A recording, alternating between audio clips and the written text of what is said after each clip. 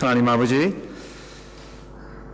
하나님의 말씀 속에 영생이 있사오니 이 시간 주의 말씀으로 저희를 먹여주시고 입혀주셔서 그 영생의 삶을 우리가 지금도 살 수 있도록 하나님 도와주시고 우리의 삶이 하나님 앞에 산 제사로 드려지기에 온전하도록 저희를 가르쳐 주시기를 간절히 기도하며 우리 구주 예수 그리스도의 이름으로 간절히 기도합니다.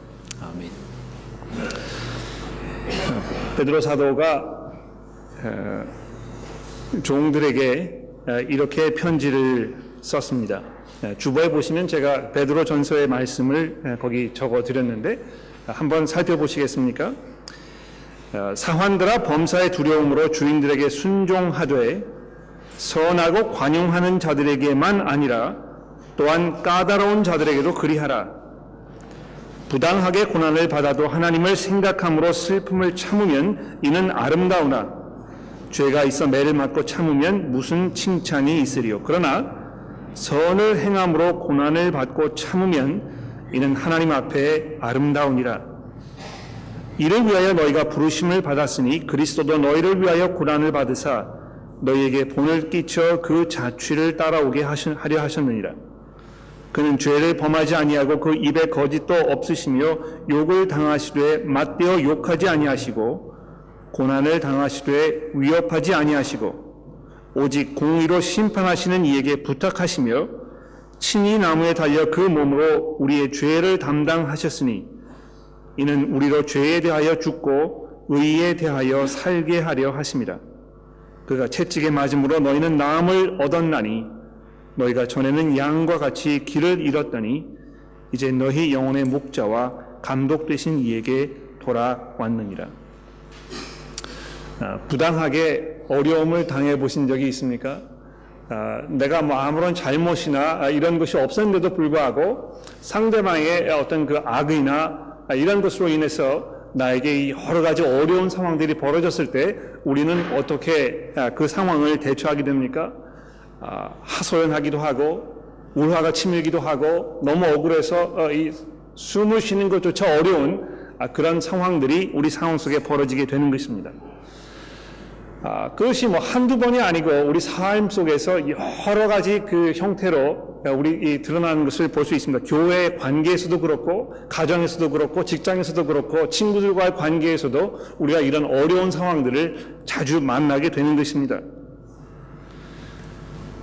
그런 상황 속에서 우리가 어떻게 우리의 삶을 잘 다스리고 대처하면서 우리가 경건한 모습을 보여줄 것인가, 이것은 아주 중요하고 바로 그러한 삶 속에서 우리가 정말 이 그리스도인으로서 제자로서의 삶의 모습이 어떠한 것인가를 우리가 드러내고 또 훈련하는 그런 좋은 기회가 될 것입니다.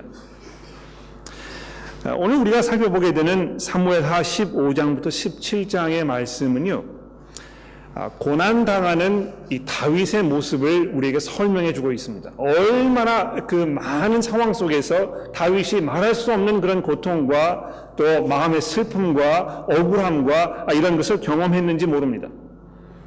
그런데 잠시 후에 우리가 보게 되겠지만 그러한 다윗의 삶의 모습을 통해서 우리가 예수 그리스도 그분의 고난과 그분의 그 어려운 일들 이런 것을 우리가 바라보게 되는 것입니다.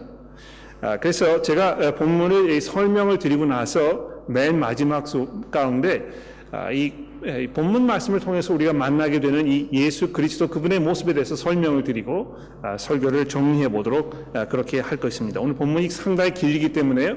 제가 조금 속력 있게 빠르게 진행을 해 보도록 그렇게 하겠습니다. 지난주에 보시게 되면 이제 압살롬이 예루살렘에 들어와서 예루살렘에서 살다가 이제 다윗과 화해를 하는 것 같은 그런 장면이 우리에게 설명이 되고 있었습니다. 맨 마지막 14장에 보시게 되면 이 압살롬이라는 사람에 대해서 이렇게 설명을 하고 있습니다. 온 이스라엘 가운데 25절인데요. 14장 25절인데 온 이스라엘 가운데 압살롬 같이 아름다움으로 크게 칭찬을 받는 자가 없었으니 그는 발바닥부터 정수리까지 흠이 없었더라. 이 아주 그 용모가 수려한 준수한 그런 영화 배우 같은 그런 모습으로 사람들에게 칭찬을 받는 그런 사람이었다고 이야기하고 있습니다.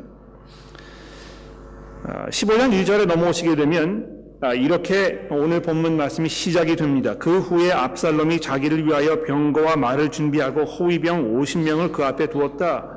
어떻게 하면 자기가 사람들의 눈에 좀 더 띄일까, 사람들이 자기를 바라보고 참 대단한 사람이다, 이렇게 느낄까, 이거를 어떻게 하면 그런 그 상황을 만들 수 있는지 이미 알고 있었던 아주 똑똑한 그런 사람이었음이 분명한 것입니다. 또 2절부터 쭉 내려가서 보시게 되면 이 압살롬이라는 사람이 이 사람의 마음을 휘어잡는 그런 대단한 매력이 있었던 사람임에 또 분명합니다. 자기가 이 그 왕에게 자기의 억울함을 이야기하기 위해서 찾아왔던 사람들을 옆에서 다 개인적으로 만나가지고 그 사람들에게 자기가 그 문제를 해결해 줄 수 있는 것처럼 이렇게 약속을 지금 하고 있는 것이죠.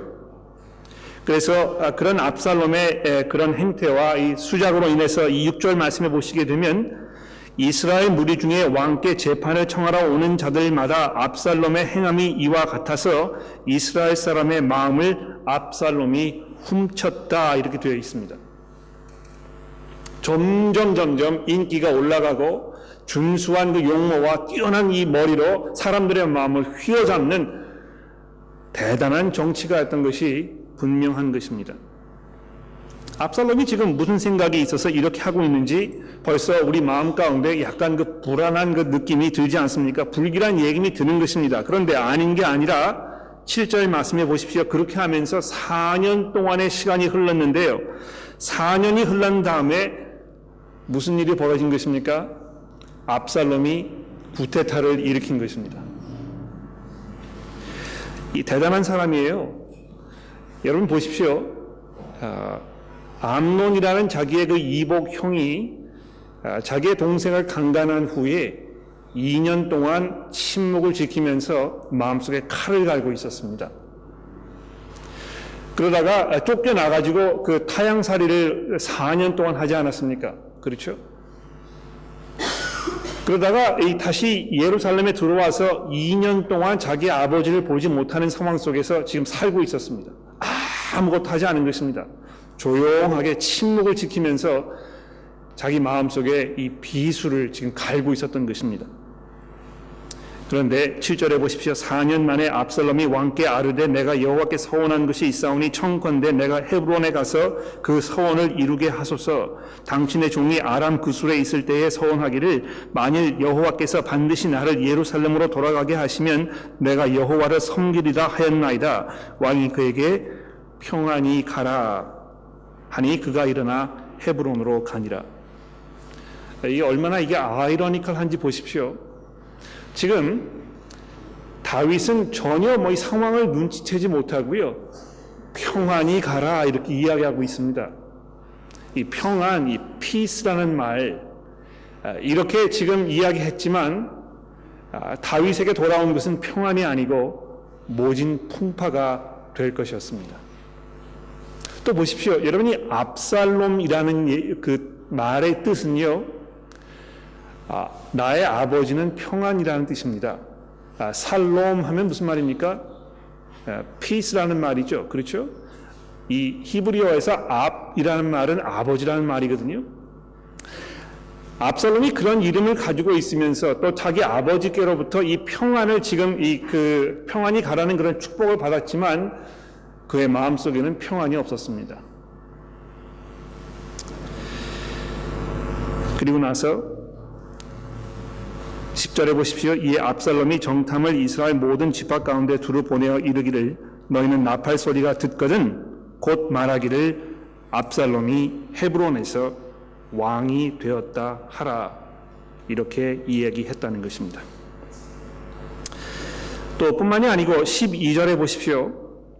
제사를 드릴 때에 압살롬이 사람을 보내어 다윗의 모사 길롯 사람 아히도벨을 그의 성읍으로서 청하여 온지라.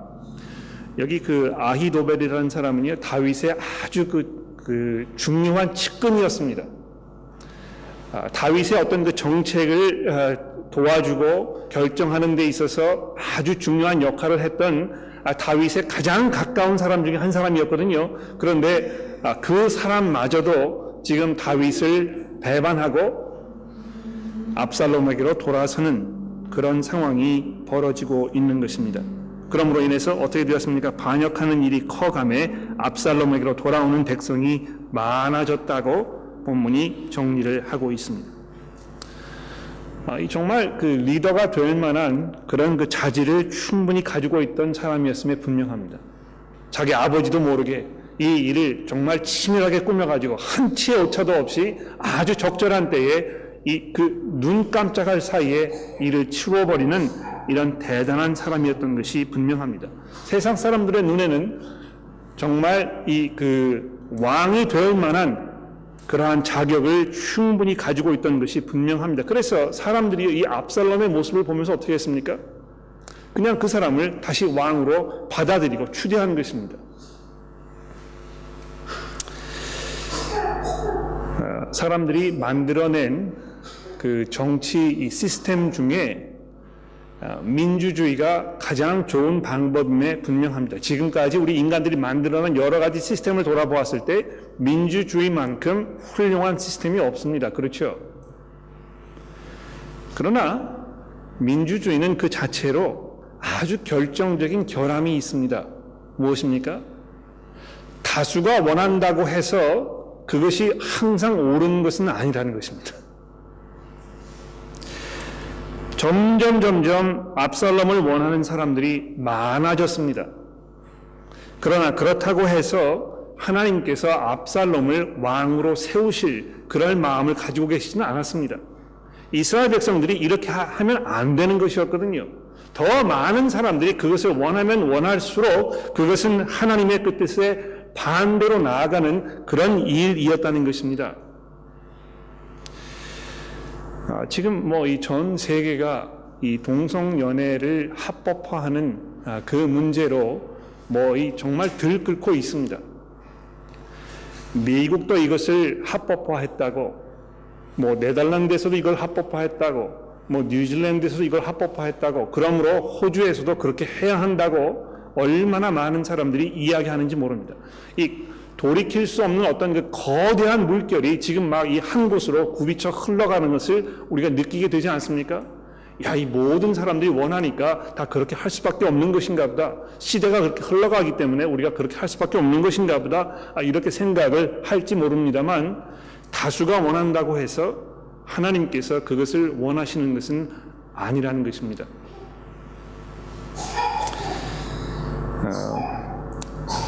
목사가 이제 이런 이야기를 하면 항상 그 마음속에 꼭 이런 이야기를 하고 싶은 그런 유혹이 듭니다. 보십시오, 여러분. 교우 여러분들이 이런 것을 원해도 목사가 그렇게 하지 않을 수 있습니다. 이렇게 이야기하고 싶거든요. 우리가 이 10년 계획을 지금 세우는 그런 상황 속에 있는데 어떤 결정을 어떻게 내려서 우리 교회가 앞으로 10년 동안 어떤 방향으로 어떻게 갈 것인가를 결정하는 것이 다수의 의사에 의해서 결정되어야 하는 것이냐, 이거 우리가 잘 한번 생각해 볼 필요가 있습니다. 우리 인간들은요, 기본적으로 죄 가운데 살고 있기 때문에 어떻게 해서든지 간에 내가 조금 더 편하고 내 상황에 맞고 또 이런 것을 우리가 원하는 그런 성향들이 있습니다. 우리가 이 결정을 내릴 때에 하나님의 뜻을 잘 생각하고 그것이 어떻게 우리 상황 속에 적용되어야 할 것인가를 문제를 돌아보는 것은 정말 많은 기도와 또 이 참을성과 많은 생각을 요구하는 그런 일임에 분명합니다. 잠깐 옆길로 나갔는데 다시 본문으로 돌아가 봅시다. 자, 이후로부터 이제 이 15장 13절 이후 16장 17장으로 넘어가면서 다윗의 삶 속에 가장 암울하고 가장 어둡고 가장 힘들고 가장 비참했던 그런 상황들이 지금 우리에게 소개가 되어지고 있습니다.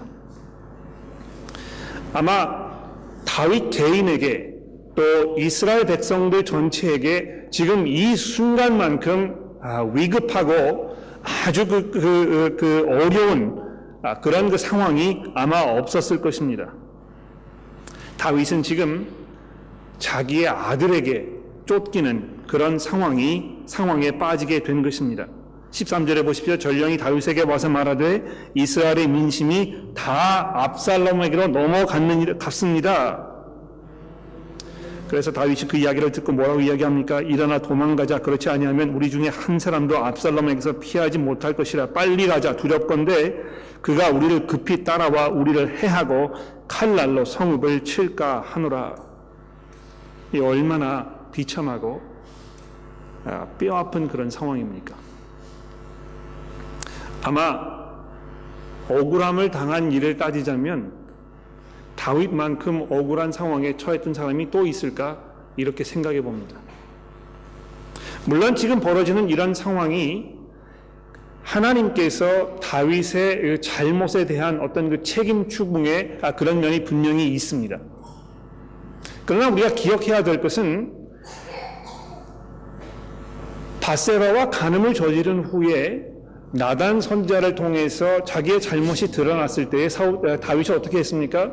하나님께 용서를 구하지 않았습니까? 그런데 그런 후에 하나님께서 다윗을 용서하셨다고 이야기합니다. 그렇죠? 그래서 지금 이 본문 말씀이 지금 우리에게 전개되어지고 있는 그 상황은 무엇입니까? 다윗이 하나님께 용서를 받은 후에 어떤 면에서 아주 억울하게 지금 이런 그 어려운 상황을 겪게 되는 것입니다. 다윗의 그런 상황으로 인해서 이제 우리에게 두 종류의 그 사람들이 우리에게 보여지고 있습니다. 어떤 두 종류의 사람입니까? 한편은 다윗의 편에 선 사람들입니다. 다른 한편은 다윗의 적들과 함께하는 그런 사람들입니다. 나머지 본문 말씀이 이 두 그룹의 사람들을 아주 극명하게 대조시키면서 지금 우리에게 보여주고 있는데요. 보십시오. 15절에 보시면 왕의 신하들이 왕께 이르되 우리 주 왕께서 하고자 하시는 대로 우리가 행하리이다. 보소서 당신의 종들이니이다. 이 왕의 신하들이 왕에게 충성을 맹세하고 있는 것을 봅니다. 또 19절에 내려가서 보십시오. 그때에 왕이 가드 사람 이때에게 이르되 어찌하여 너도 우리와 함께 가려 하느냐? 너는 쫓겨난 나그네인이 돌아가서 왕과 함께 내 곳에 있으라. 여러분 이 가드 사람 이때라는 사람은요, 지금 블레셋 사람입니다. 예? 이방 사람이었거든요. 그런데도 불구하고 그 사람은요, 지금 이스라엘 백성들과는 다르게 하나님께서 세워놓으신 그 왕이 누구인지를 분별할 수가 있었습니다. 아주 아이러니컬하지 않습니까? 정작 하나님의 백성이었던 이스라엘 사람들의 마음은 전부 다 압살롬에게로 넘어갔는데요. 이스라엘 사람이 아니고 이 블레셋에서 귀환했던 그 사람은 지금 다윗에게 자기의 삶을 바치겠노라고 이렇게 이야기하고 있는 것입니다. 그래서 21절에 보십시오. 여호와의 살아계심과 내 주 왕의 살아계심으로 맹세하옵나니 진실로 내 주 왕께서 어느 곳에 계시든지 사나 죽으나 종도 그곳에 있겠나이다.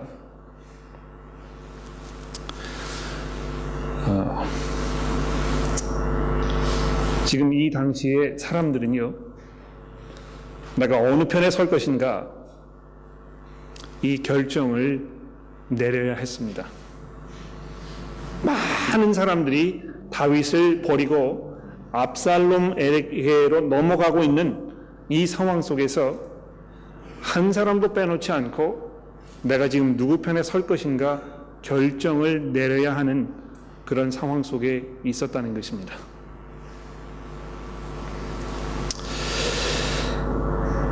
그런 상황 속에서 다윗이 얼마나 애통해하고 얼마나 억울해하고 그 상황이 얼마나 비참했는지 23절이 이렇게 이야기하지 않습니까? 온 땅 사람이 큰 소리로 울며 모든 백성 앞에 건너가매 왕도 기드론 시내를 건너간 모든 백성이 광야 길로 향하니라. 여러분 이 보십시오. 이 기드론 시내라는 것은요, 예루살렘 주변을 흐르던 개울이었습니다. 예수님께서도 겟세마네 동산으로 가시기 위해서 이 기드론 그 골짜기를 내려가셔가지고 그리로 올라가셨거든요. 아마 그 당시에 압살롬의 칼을 피해서 도망가던 다윗의 그런 그 원통함, 그 슬픔, 그 애통함, 아마 이런 것이 예수님의 마음 가운데 지금 계속 스치고 지나갔었을 것입니다. 자기 자신이 다윗의 아들이라고 하나님께로부터 그 계시를 받은 예수님께서 지금 자기가 당해야 할 그 고난과 그 억울한 상황과 그 비통하고 그 애통하는 그런 상황 속에서 자기가 이 기드론 발리를 내려가가지고 겟세마네 동산으로 올라가면서 다윗이 이 상황 속에서 어떻게 대처했는지 예수님께서 기억하고 계셨을 것입니다. 여러분 여기 보십시오. 24절에 보시게 되면 예수님께서 다윗 왕이 자기를 만나러 온 제사장과 레위 사람들에게 이렇게 이야기하고 있습니다. 25절에 보십시오. 왕이 사독에게 이르되, 사독은 그 제사장이었거든요. 사독에게 이르되, 보라, 하나님의 궤를 성읍으로 도로 메어 가라. 만일 내가 여호와 앞에 은혜를 입으면 도로 나를 인도하사 내가 그 궤와 그 계신 데를 보이시리라. 그러나 그가 이와 같이 말씀하시기를 내가 너를 기뻐하지 아니한다 하시면 종이 여기 있사오니 선이 여기시는 대로 내게 행하시옵소서 하리라.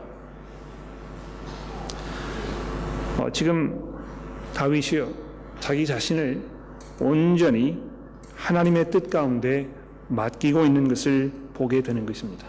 내가 이 법궤를 그냥 나와 함께 내 마음대로 옮기지 않을 것이다. 이 법궤가 있어야 할 것은 예루살렘이기 때문에 거기에 내버려 둬라. 하나님께서 허락하시면 내가 다시 돌아와서 이 법궤를 보게 될 것이고, 또 하나님께서 예비하셨던 이 예루살렘으로 내가 돌아오게 될 것이지만, 그러나 그것이 하나님의 뜻이 아니라면 나는 거기에 순종할 것이다.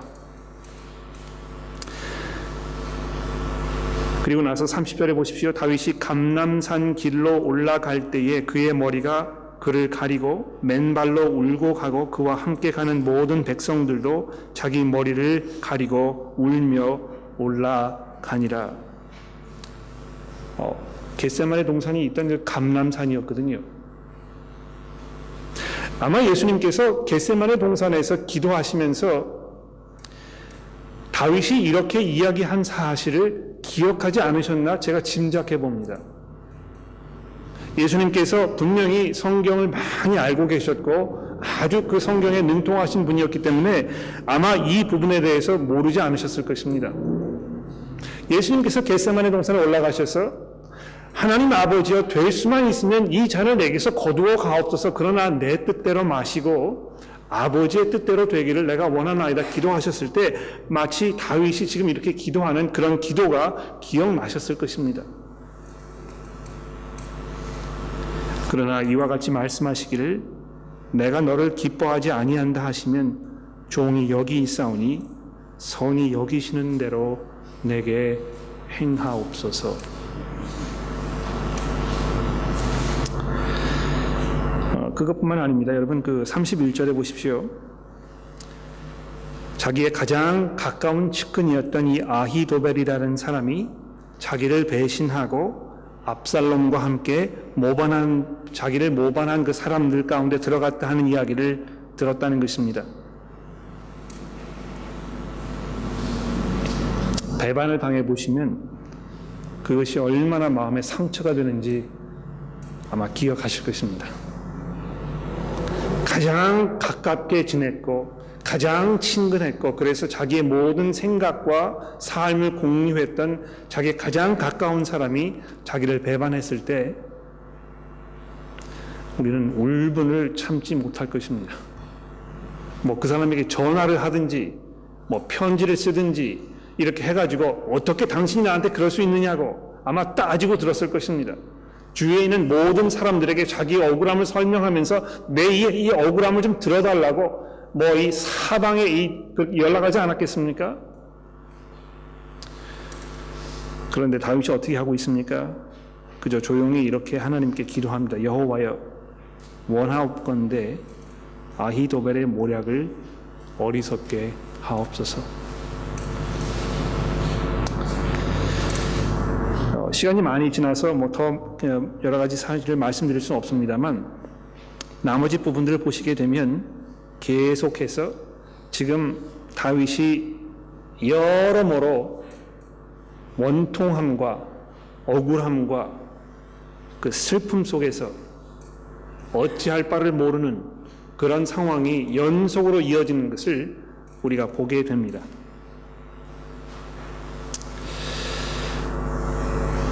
결론을 내려보도록 하겠습니다. 우리가 억울하게 고난을 당할 때, 사람들이 나를 좀 섭섭하게 했을 때, 바로 그 순간은 우리가 예수 그리스도의 제자로서의 참된 모습을 실천하고 훈련하는 그런 아주 중요한 기회입니다. 사도 베드로의 말씀은 무엇입니까? 고난 당하는 예수 그리스도 그분의 모습을 기억하라는 것입니다. 그분이 죄가 없으셨지만 그래서 너무나 억울하고 원통스러운 그런 상황 속에 계셨었지만 모든 것을 온전하게 심판하시는 자기 아버지께 자기를 온전히 맡기셨다고 베드로 사도가 우리에게 이야기하고 있습니다. 바로 그것이 믿음인 것입니다. 바로 그것이 성숙한 믿음인 것입니다. 여러분, 우리가 아무리 성경을 많이 안다고 하고 우리가 아무리 이 하나님께 대해서 열심히 있다고 하고 우리가 아무리 뭐 이 경건한 모습을 갖추고 있다고 해도요, 바로 이러한 순간이 우리에게 다가왔을 때 우리가 과연 어떤 모습으로 우리를 잘 추스리고 어떻게 사람들을 대할 것인가 하는 이런 것은 아주 결정적이고 아주 중요한 그런 모습이라는 것입니다. 그래서 베드로 사도도 이렇게 이야기하지 않습니까? 예수님께서 고난 받을 때 어떻게 대처해야 하는지에 대한 좋은 그런 본을 우리에게 보여주셨다는 것입니다. 그러므로 종들 여러분들이 이 주인들에게 순종하시되 여러분들에게 잘해주는 선한 사람들에게만 그렇게 하지 마시고 여러분들을 억울하게 하는 그런 사람들에게도 순종하십시오. 이렇게 말씀하고 있는 것입니다. 여기에서 우리는 이 하나님의 나라가 어떠한 곳인지 잠시 생각해 보게 됩니다. 여러분, 하나님의 나라는 어떠한 곳입니까? 하나님의 나라는 그 나라를 다스리고 계시는, 그 나라를 소유하고 계시는, 그것을 통치하고 계시는 그 임금 되시는 그분의 모습을 바라보면 그 나라가 어떠한 나라인지에 대해서 우리가 아주 분명하게 알 수 있습니다. 그 나라는 오래 참음과 하나님을 향한 깊은 믿음으로 정의되는 그러한 나라입니다. 주의 뜻이 분명히 이 땅에 이루어질 것을 온전히 이해하는 그러한 나라인 것입니다. 그리고 그것이 그런 하나님의 뜻과 계획이 나의 원하는 것과 일치되지 않을 때에 내가 온전히 하나님 앞에 순종하겠다고 이야기하는 그러한 나라인 것입니다. 여러분, 우리는 살면서 많은 결정을 내려야 하고 많은 선택을 해야 합니다. 순간순간 내가 지금 어디에 돈을 쓸 것인가? 내가 지금 어디에 내 시간을 투자할 것인가? 내가 지금 내 삶을 무엇을 하면서 살 것인가, 이런 그 수많은 그런 결정들이 우리 앞에 있지 않습니까? 그리고 그런 결정들 앞에서 우리는 우리 마음속에 원하는 바가 있습니다. 난 이거를 했으면 좋겠어. 나는 저기를 가봤으면 좋겠어. 나는 여기에 내 돈을 썼으면 좋겠어. 이런 많은 생각들이 있거든요. 그런데 그 생각들이 과연 하나님께서 원하시는 것인지 우리가 깊이 생각해보고 기도해보고 사람들과 이야기를 나누어보고 하나님의 말씀 가운데에서 그것을 정리해보고 이것이 하나님께서 원하시는 것이 아니라는 것을 우리가 이해하게 되었을 때 온전히 거기에 순종하는 그런 모습을 우리가 훈련하고 또 배워야 하고 또 보여야 할 것입니다. 그래서 예수님께서 이렇게 우리에게 기도하라고 가르치지 않았습니까? 하늘에 계신 우리 아버지요, 아버지의 이름이 거룩히 여김을 받으시오며 주의 나라가 임하옵시며 주의 뜻이 하늘에서 이루어진 것 같이 이 땅에서도 이루어지이다. 여러분, 정말 그것을 원하십니까? 정말 하나님의 그 뜻이 하늘에서 이루어진 것처럼 이 땅에서도 이루어지기를, 여러분의 삶 가운데 하나님의 뜻이 이루어지기를 여러분 온전히 원하고 계십니까? 그것이 내가 원하는 바가 아니더라도, 내가 원하는 것과는 정반대되는 일이라도 그 뜻이 내 삶 속에 이루어지기를 원한다고 여러분 그렇게 기도하십니까? 오늘 우리가 본문을 통해서 배우는 다윗의 모습 가운데 예수 그리스도의 모습을 발견하게 되고 예수 그리스도께서 우리의 삶 속에서 이 하나님의 나라의 임금으로 이 나라가 어떠한 나라인지를 보여주고 계시는 것입니다. 기도하겠습니다.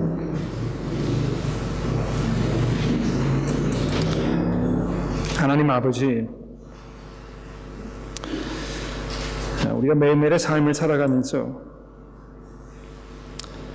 우리를 어렵게 하고 우리를 속상하게 하고 힘들게 하고 우리 마음에 상처를 주는 그런 여러 가지 상황과 순간들이 벌어지게 됩니다.